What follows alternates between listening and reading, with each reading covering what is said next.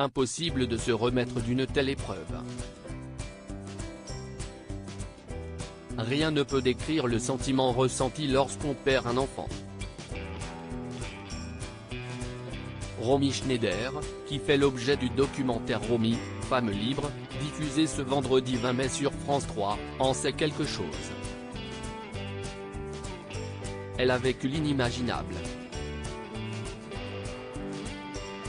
L'indicible. C'était en 1981, année particulièrement éprouvante pour Romy Schneider, puisqu'elle a été traitée pour une tumeur cancéreuse au rein et a divorcé du père de sa fille, le photographe Daniel Biasini. Surtout, elle a été confrontée au décès prématuré de son fils, David, alors qu'il n'avait que 14 ans. Celui-ci ne supportait pas son divorce avec Daniel Biasini, qu'il aimait comme un père, rapportait Bernard Pasquito, l'auteur de la biographie La dernière vie de Romy Schneider dans les colonnes de Midi Libre. Alors le fait qu'elle ait retrouvé l'amour dans les bras de Laurent Pétain était inconcevable pour l'adolescent. Ils avaient eu une scène terrible car il ne voulait pas partir en vacances avec elle et Laurent Pétain, son nouveau compagnon, explique le journaliste. Romy Schneider est donc partie sans son aîné, le laissant séjourner chez les parents de Daniel Biasini, à Saint-Germain-en-Laye. Si est-il là, le 5 juillet 1981, que le drame est survenu. David rentrait d'une balade à vélo avec des copains. Pour ne pas déranger ses grands-parents de cœur, le grand frère de Sarah Biasini avait pris l'habitude de ne pas sonner et donc d'escalader le portail. Ce 5 juillet n'a pas fait exception. Sauf que ce jour-là, il a trébuché, et la pointe de la grille s'est enfoncée dans son abdomen, lui perforant l'artère fémorale.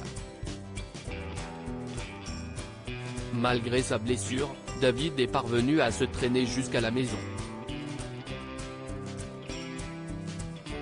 Paniqués, les Biasini ont instantanément appelé les secours, tandis que Romy Schneider, prévenue du drame par Daniel Biasini, s'est tuée à l'hôpital. Mais il était déjà trop tard. Le chirurgien n'a pu sauver David. La douleur de Romy Schneider est incommensurable. Romy Schneider, on se déguise en infirmier pour photographier un enfant mort, où est la morale? Pourquoi tout cela me frappe-t-il? David est tout ce que j'aime. J'ai enterré le père. J'ai enterré le fils. Je ne les ai jamais quittés, ni l'un ni l'autre.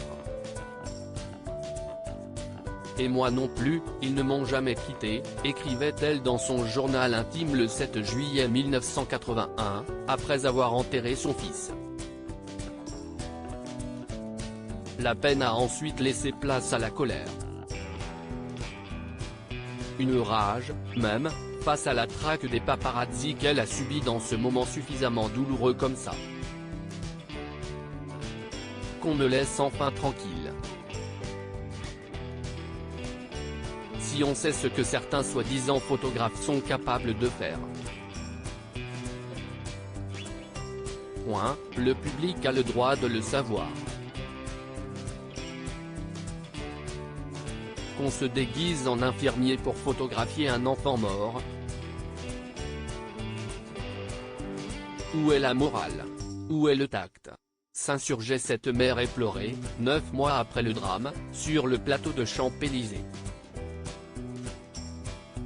Romy Schneider est décédée 10 mois plus tard, le 29 mai 1982, à l'âge de 43 ans. Un destin brisé pour une femme libre, audacieuse et en avance sur son temps. Loading Widget.